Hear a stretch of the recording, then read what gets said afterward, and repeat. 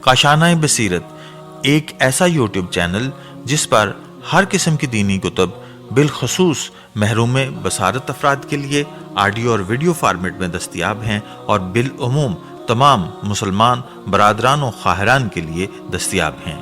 اس لیے آپ سے گزارش ہے کہ بیل آئیکن کو پریس کر کے ہمارے اس چینل کو ضرور سبسکرائب کیجیے تاکہ آئندہ آنے والی ہر کتاب آپ کو بر وقت ملتی رہے۔ کاشانۂ بصیرت، کاشانۂ بصیرت، کاشانۂ بصیرت، کاشانۂ بصیرت۔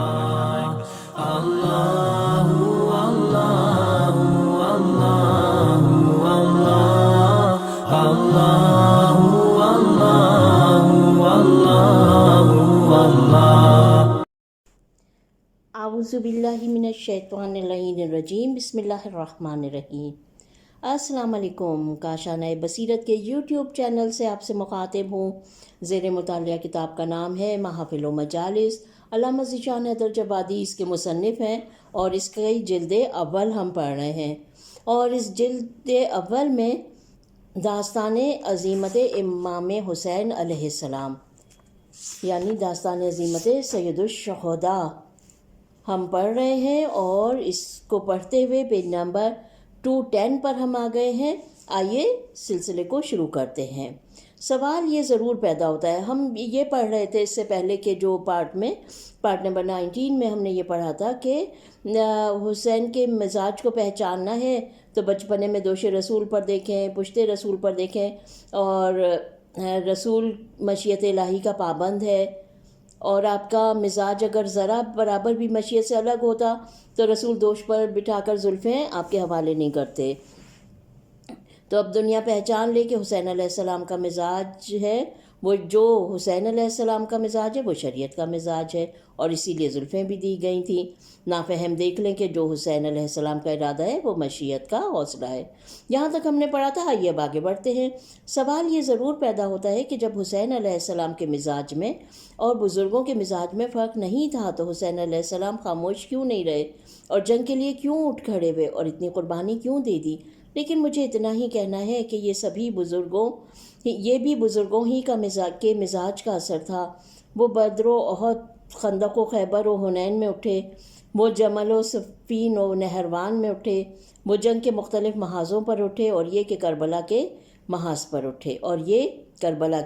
اٹھے، یعنی بزرگوں نے جو قربانیاں دی تھیں، سید الشہداء کے بزرگوں نے جو مارکے دیکھتے آئے تھے، سید الشہداء بدر و خندق و احد کی جنگیں دیکھی تھیں آپ نے، جمل و صفین دیکھی تھی، نہروان دیکھی تھی، تو آپ جو ہیں وہ جنگ کے لیے کیوں اٹھ کھڑے ہوئے اور اتنی قربانی کیوں دی؟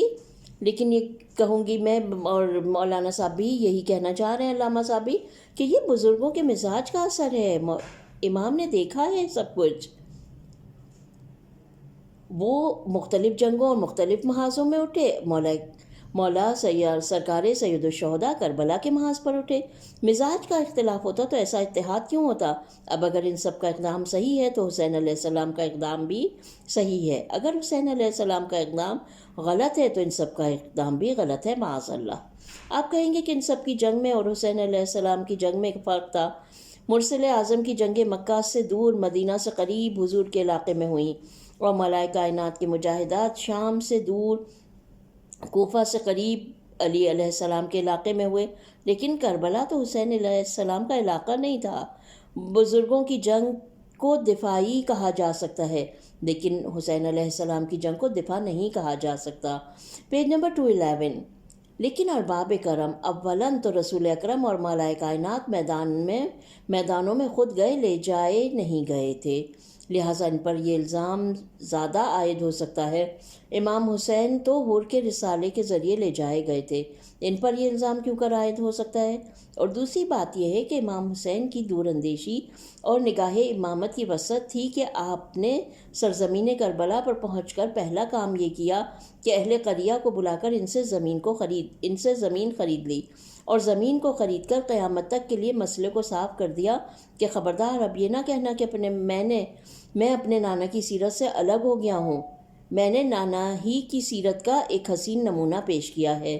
وہ فقط علاقوں پر حملہ کرنے والوں سے لڑے تھے اور میں نے تو ان سے جہاد کیا ہے جو میری زمین پر آ گئے تھے۔ یاد رکھو کربلا کا جہاد کسی غیر کی زمین پر نہیں ہے، یہ جہاد حسین کی زمین پر ہے۔ اس لیے دنیا کی ہر طاقت پر جارحیت کا الزام لگایا جا سکتا ہے، لیکن حسین پر یہ الزام نہیں لگایا جا سکتا۔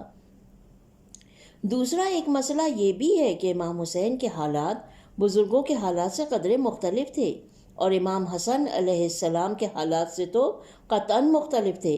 امام حسن کے حالات میں صلح کرنا ہی عین اسلام تھا، اس لیے امام حسین علیہ السلام صلح میں شریک رہے، اور امام حسین علیہ السلام کے دور میں جنگ کرنا ہی واجب تھا۔ اس لیے امام حسن علیہ السلام نے قاسم علیہ السلام کو وصیت کر دی تھی کہ بیٹا جب بھی تیرے چچا پر کوئی وقت پڑ جائے تو اپنے چچا پر قربان ہو جانا، تاکہ میری صلح میں حسین علیہ السلام کی شرکت رہے اور ان کی جنگ میں میری شرکت ہو جائے۔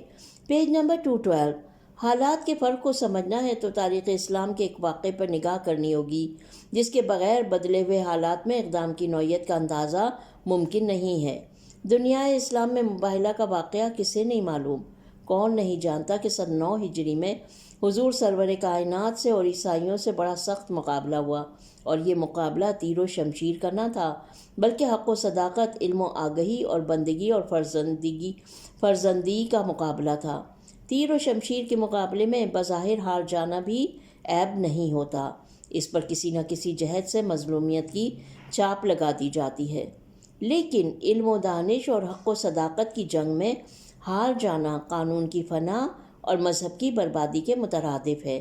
دنیا میں بے شمار افراد ہیں جو حملہ کرنے کے بعد بھی جب ہار جاتے ہیں تو اپنی ہار کو تسلیم کر کے جارحیت پر مظلومیت کا لیبل لگا دیتے ہیں، لیکن مقام بحث میں یہ پسند نہیں کرتے کہ انہیں ظالم اور جارح اور باطل پرست کہہ دیا جائے۔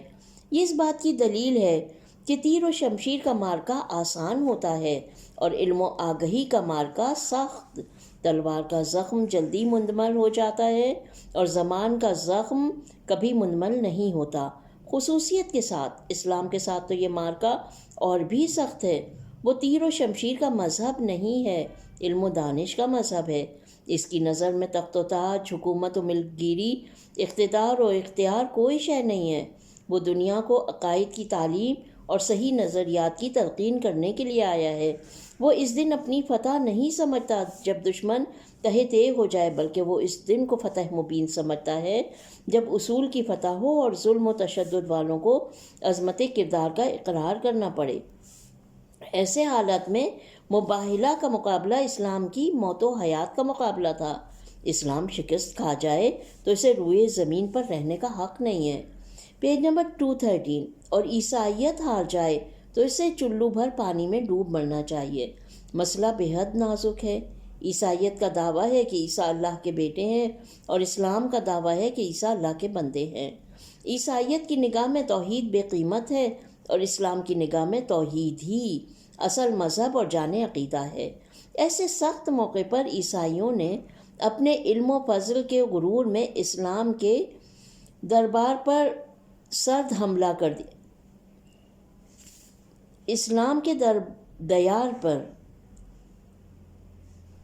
سرد حملہ کر دیا اور پیغمبر اسلام کی خدمت میں یہ ثابت کرنے کے لیے آگے بڑھے کہ عیسیٰ اللہ کے بیٹے ہیں، بندے نہیں ہیں۔ سوال یہ ہے کہ اگر اللہ کے بیٹے بھی ہیں تو آپ مانیے، کون آپ کو منع کرتا ہے؟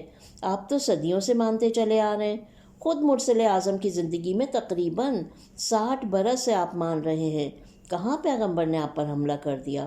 کون سی جنگ آپ سے کی؟ کس کو تلوار مار دی؟ کس کو نیزہ چبو دیا؟ یہ آج کیا ہو گیا ہے کہ آپ اپنے وطن سے مدینہ چلے آئے ہیں اور ضد یہ ہے کہ پیغمبر بھی عیسیٰ علیہ السلام کو اللہ کا بیٹا مان لیں؟ یہ چھیڑ کر لڑنے کی کیا ضرورت ہے؟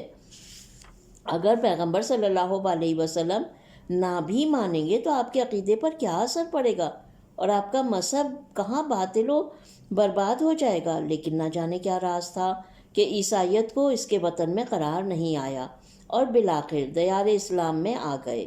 قدرت نے حالات کی نزاکت کو دیکھ کر آیتوں پر آیتیں نازل کیں۔ عیسیٰ علیہ السلام کی مثال آدم علیہ السلام جیسی ہے، جب آدم علیہ السلام بغیر ماں باپ کے پیدا ہو کر اللہ کے بیٹے نہ ہو سکے تو عیسیٰ علیہ السلام صرف باپ کے بغیر پیدا ہو کر کیوں کر ابن اللہ ہو سکتے ہیں؟ آیتیں نازل ہوئیں لیکن عیسائی اپنی ضد پر اڑے رہے اور حوصلہ یہ رہا کہ اسلام کو شکست دے کر توحید کو پارا پارا کر دیں گے۔ قدرت کی تیوریوں پر بل آ گئے، میرے پیغمبر اب یہ نہیں مانتے ہیں تو ان سے مباہلہ کے لیے کہہ دو، اور تم دونوں مل کر ہماری بارگاہ میں جھوٹوں پر لعنت کرو، جو جھوٹا ہوگا ہم اسے ہلاک و برباد کر دیں گے۔ Page number 214۔ پیغمبر نے مباہلہ کی پیشکش کر دی، عیسائیوں نے غرور حقانیت میں اسے قبول کر لیا۔ دوسرے دن مباہلہ کی بات طے ہو گئی۔ واقعے پر تبصرہ کرنے سے پہلے یہ عرض کر دینا ضروری ہے کہ میں نے تاریخ میں یہ واقعہ پڑھا تو مجھے بے حد تعجب ہوا کہ آخر مباہلہ کا کیا مطلب ہے؟ یہ بد دعا کی لڑائی کیسی لڑائی ہے؟ مٹھی بھر عیسائی اپنے وطن سے دور آئے ہوئے ہیں، یہاں مسلمانوں کا ہجوم ہے، ایک سے ایک جری، ایک سے ایک سادن، ایک سے ایک سورما، ایک سے ایک غازی۔ حضور تلوار اٹھائیے اور سب کا خاتمہ کر دیجئے، حقیقت کو مانیں یا واصل جہنم ہو جائے۔ یہ مباہلہ وغیرہ کیا چیز ہے؟ پیغمبر صلی اللہ علیہ وسلم فرمائیں گے، تو نے مصلحت کو نہیں پہچانا۔ اسلام تیر و شمشیر کا مذہب نہیں ہے۔ عیسائی طاقت کے بھروسے پر آئے ہوتے تو اب تک سب کا خاتمہ ہو جاتا۔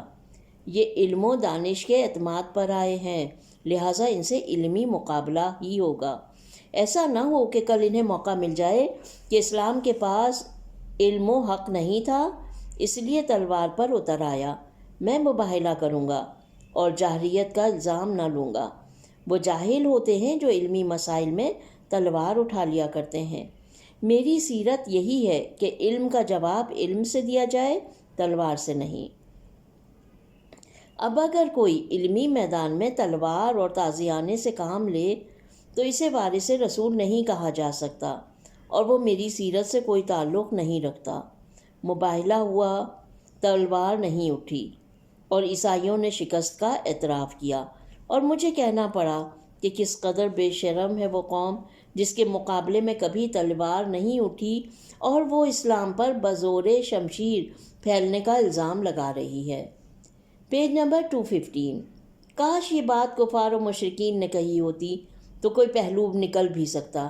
یہ عیسائی کس منہ سے کہہ رہے ہیں جنہوں نے بغیر تلوار کے اٹھے ہوئے اپنی شکست کا اقرار کر لیا تھا۔ مباہلہ کی صبح آئی، مرسل اعظم بیت الشرف سے برآمد ہوئے، انگلی پکڑے ہوئے امام حسن علیہ السلام گود میں امام حسین علیہ السلام، رسول مکرم صلی اللہ علیہ وسلم کے پیچھے معصومہ عالمہ اور ان کے پیچھے مولا کائنات علیہ السلام۔ نہ کوئی صحابی، نہ کوئی زوجہ، نہ کوئی مہم آزما، نہ کوئی مشیر کار۔ پہچان لیجئے کہ اسلام کے محافظ کون ہیں، اور دین الہی کی حقانیت پر وقت پڑتا ہے تو کون کام آتا ہے۔ یہاں غلاموں کا ذکر نہیں ہے، وہ تو آقا کے ہوتے ہوئے ضرورت ہی نہیں محسوس کرتے اور اپنے کو مرضی مولا کا پابند سمجھتے ہیں۔ ان کا ذکر ہے جنہیں محافظ اسلام اور پاسبان شریعت بننے کا شوق ہے، اور جن کے دامن نے صداقت پر کوئی ایسا دھبا ہے کہ پیغمبر اسلام مباہلہ میں لے جانے سے گریز کر رہے ہیں۔ بلکہ مجھے تو کہنا پڑتا ہے کہ جس کی صداقت مباہلہ میں جانے کے لائق نہ ہو وہ اسلام میں سچا رہبر ہو جائے، اور جسے مباہلہ کا فاتح اور رسالت کا مصدق قرار دیا جائے اس کی گواہی ناقابل اعتبار ہو جائے۔ رسالت کا مصدق قرار دیا جائے، اس کی گواہی ناقابل اعتبار ہو جائے۔ ایسے مسلمانوں سے تو عیسائی بہتر تھے کہ انہوں نے صداقت آل محمد صلی اللہ علیہ وسلم کو پہچان لیا تھا۔ مسلمان تو اتنا بھی نہیں پہچان سکے۔ میدان میں قدم رکھنا تھا کہ عیسائی عالم نے آواز دی، خبردار، مباہلہ نہ کرنا۔ یہ وہ چہرے ہیں کہ اگر خدا سے دعا کر دیں تو پہاڑ اپنی جگہ سے ہٹ جائیں۔ یہ بد دعا کر دیں گے تو روئے زمین پر ایک بھی عیسائی باقی نہ رہے گا۔ مباہلہ رکا، اسلام فاتح بنا، جزیہ ملا، قرآن کی آبرو بچی، توحید کا وقار قائم ہوا اور رسالت کی صداقت ثابت ہوئی۔ Page number 216۔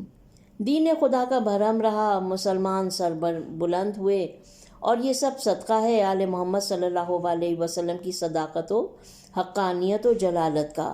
قیامت ہے کہ بغیرت مسلمان آج بھی ان کی صداقت و حقانیت پر شبہ کر رہے ہیں۔ بات آگے بڑھ گئی۔ مجھے صرف یہ عرض کرنا تھا کہ جب قدرت نے سینکڑوں سال عیسائیوں کے عقیدے کو برداشت کر لیا تھا اور عذاب نازل نہیں کیا تھا، مرسل اعظم 60 سال دیکھتے رہے اور مقابلے پر نہیں آئے، تو آج کیا ہو گیا ہے کہ رسول مباہلہ کے لیے تیار ہو گئے اور قدرت عذاب نازل کرنے پر آمادہ ہے؟ اب وہ صبر کی طاقت کہاں گئی؟ اب وہ قوت برداشت کیا ہو گئی؟ کیا یہ کبریا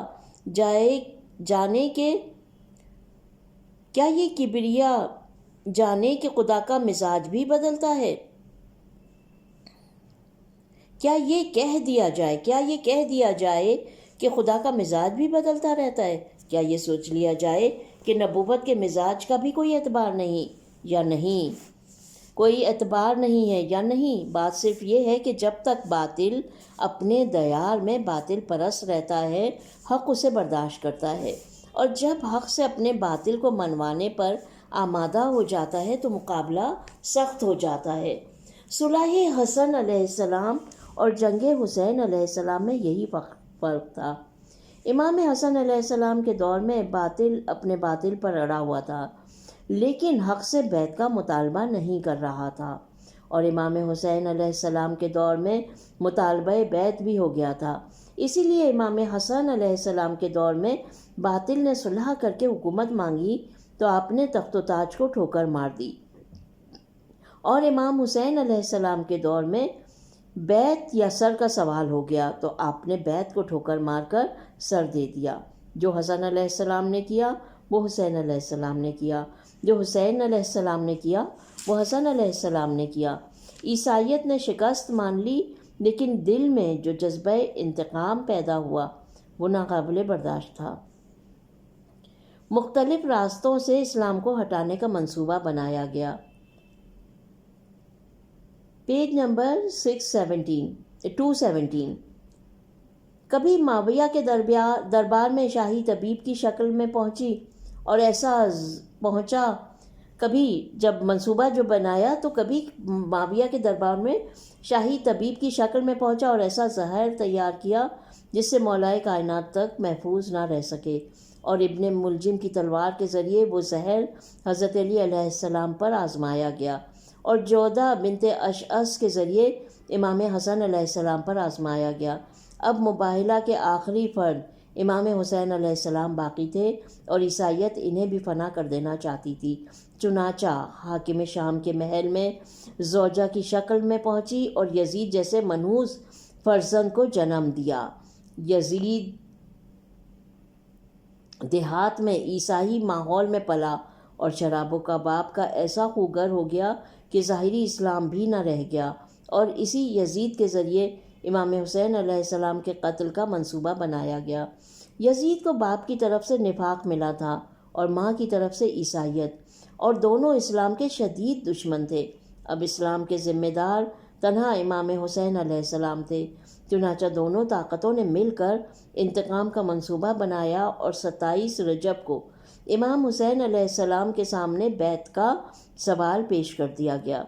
امام حسین علیہ السلام نے سوال بیعت کو رد کر دیا اور وطن چھوڑ کر باہر نکلنے کا عزم کر لیا۔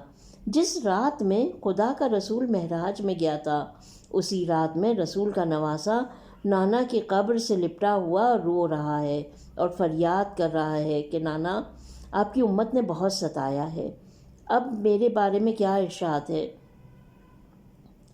آواز آئی، بیٹا حسین کربلا جاؤ، میرے لال بیٹا تم سر کٹاؤ تاکہ میرا دین سر بلند ہو، اور میرے لال تنہا نہ جانا، میری بیٹیوں کو ہمراہ لے کر جانا تاکہ یہ قیدی بنے تو میرا دین آزاد ہو۔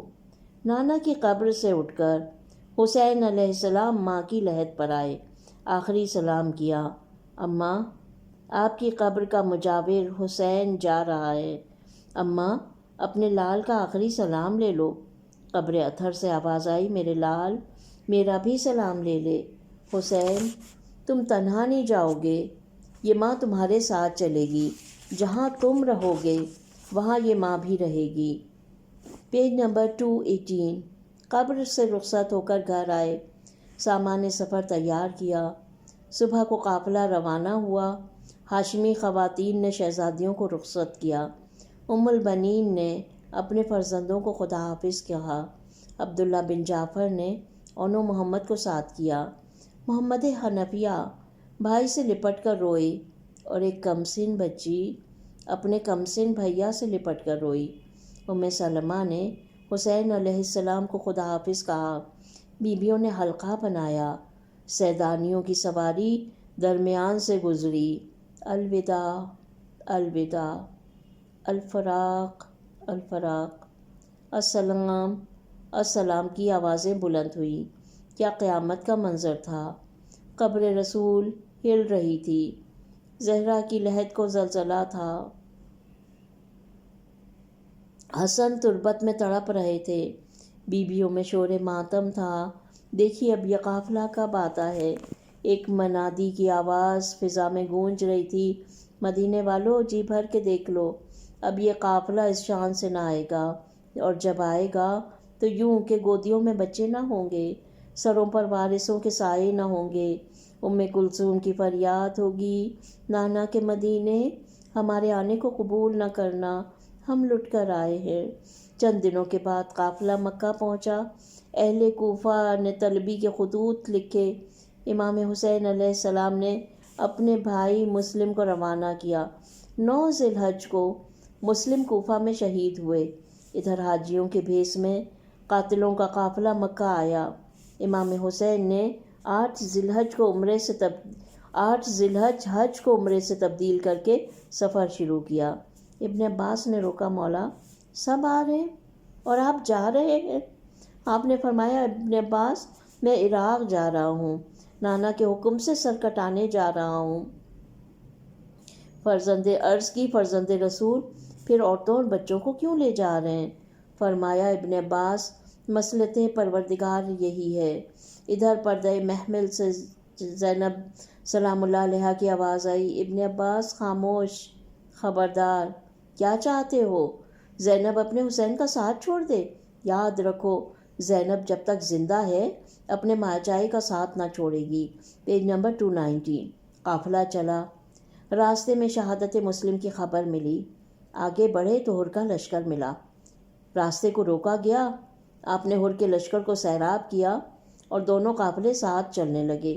دوسری محرم کو سرزمین کربلا پر وارد ہوئے۔ قافلہ اترا۔ زینب سلام اللہ علیہا نے کہا، بھیا اس مٹی سے تو آپ کے خون کی بو آتی ہے۔ فرمایا، بہن بس یہی ہماری آخری منزل ہے، ہمیں یہیں شہید ہونا ہے اور تمہیں یہیں قیدی بننا ہے۔ وقت گزرتا رہا، دشمنوں کے لشکر آتے رہے۔ 5ویں سے پانی بند ہوا، 7ویں سے قحط آب ہوا، 9ویں کو امام حسین علیہ السلام نرغہ آدھا میں گر گئے۔ عصر کو حملے کی تیاریاں ہوئیں۔ علمدار حسینی نے ایک شب کی مہلت مانگی۔ تمام رات عبادت الہی میں بسر ہوئی۔ بیویوں نے بچوں کو جنگ کی تلقین کی، شہزادیوں نے گود کے پالوں کو فنون جنگ تعلیم کیے۔ سحر کا ہنگام آیا۔ علی اکبر علیہ السلام نے اذان صبح کہی، بیویوں نے صدائے پیغمبر سنی، اصحاب نے مصلے بچھائے، امام نے نماز پڑھائی، فوج دشمن میں طبل جنگ بجا، حملہ شروع ہوا، تیروں کی بوچھار ہوئی، اصحاب نے حملوں کو روکا۔ چند ساعت میں تقریباً 50 اصحاب کام آ گئے۔ ظہر کا ہنگام آیا۔ اصحاب کی خواہش پر صفیں قائم ہوئیں۔ امام نے نماز پڑھائی، تیر آتے رہے، سعید و زہیر روکتے رہے اور زخمی ہوتے رہے۔ نماز کے بعد ایک ایک کر کے میدان میں گئے۔ حبیب، مسلم، زبیر، بریر، عابس، ہلال،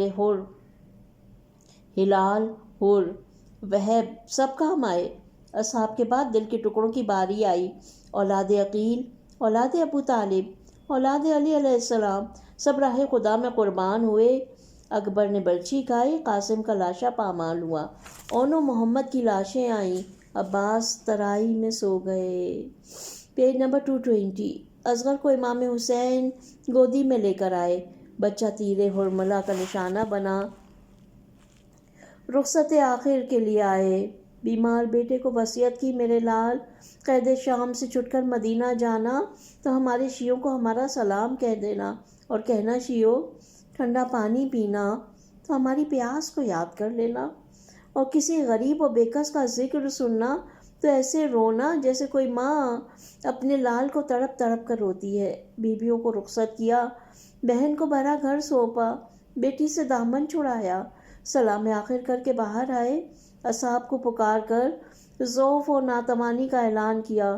زینب سلام اللہ علیہا نے خیمے سے نکل کر گھوڑے پر سوار کیا، سکینہ نے دامن پکڑا، بابا مدینہ پہنچا دو۔ حسین علیہ السلام نے مرثیہ پڑھا، بیٹی مدینہ جانا ممکن ہوتا تو یہ بھرا گھر کیوں اجڑتا، اور تیرا باپ مرنے کے لیے کیوں چاہتا۔ رخصت کیا، میدان میں آئے، حملے پر حملہ کیا، ندائے قدرت آئی، بس ہے حسین بس، میرے نفس مطمئن نہ پلٹا، تلوار نیام میں رکھی، پشت زین پر سر جھکایا، حملے شروع ہوئے، تیر، تلوار، نیزہ، پتھر زخموں سے چور ہو کر گھوڑے سے گرے، ذوالجناح نے جھک کر سہارا دیا، تیروں نے اٹھ کر استقبال کیا، خاک کربلا تک پہنچے، سجدہ آخر میں پیشانی رکھی، مناجات کا سلسلہ شروع ہوا۔ پروردگار، حسین تیری مرضی پر راضی ہے، تیرے حکم کے سامنے سر تسلیم جھکائے ہوئے ہے، میرے معبود میں نے اپنا وعدہ وفا کر دیا، اب تو نانا کی امت کا خیال رکھنا۔ مناجات تمام ہوئی، شمر کا خنجر چلا، زینب نے پسر سعد کو آواز دی، پسر سعد میرا ماں جایا ذبح ہو رہا ہے اور تو کھڑا دیکھ رہا ہے۔ زمین کربلا ہلی، سیاہ آندھیاں چلی، آفتاب کو گہن لگا، صحرا میں زہرا کی فریاد کی آواز گونجی، آسمان سے منادی نے پکار کر کہا، الا قتل الحسین بکربلا، الا ذبح الحسین بکربلا۔ زینب سلام اللہ علیہا تڑپ کے بیمار کربلا کے قریب آئی، میرے لال آنکھیں کھولو، قیامت آ گئی، بیٹا زینب بن بھائی کے ہو گئی، میرے لال تم یتیم ہو گئے۔ عابد بیمار نے آنکھیں کھولی، پھوپھی اماں ذرا خیمے کا پردہ تو اٹھائیے۔ زینب سلام اللہ علیہا نے بڑھ کے خیمے کا پردہ اٹھایا، بیمار کربلا نے سنبھل کر دیکھا، ایک نیزہ طویل پر باپ کا سر، آواز دی، السلام علیکہ یا ابا عبداللہ، السلام علیکہ یا ابن رسول اللہ، بابا یتیم بیٹے کا سلام لے لو بابا، انا للہ و انا الیہ راجعون، وسيعلم الذین ظلموا أي منقلب ينقلبون۔ بار الہ ہماری اس کوشش کو، ہمارے اس پڑھنے کو قبول فرما لے۔ پروردگار عالم، سید الشہداء کے غم میں ہمیشہ آنسو بہتے رہے۔ بار الہ ہماری تمام تر کاوشوں کو اپنی بارگاہ میں قبول اور مقبول فرما۔ ربنا تقبل منا انک انت السمیع العلیم۔ اس ریڈنگ کو آج یہیں پر اختتام پذیر کرتے ہیں، اور اب اپنے اگلے پارٹ یعنی پارٹ نمبر 21 میں امام زین العابدین علیہ السلام کے بارے میں جانیں گے۔ اپنا بہت خیال رکھیے گا، جلد ہی ملتے ہیں، خدا حافظ۔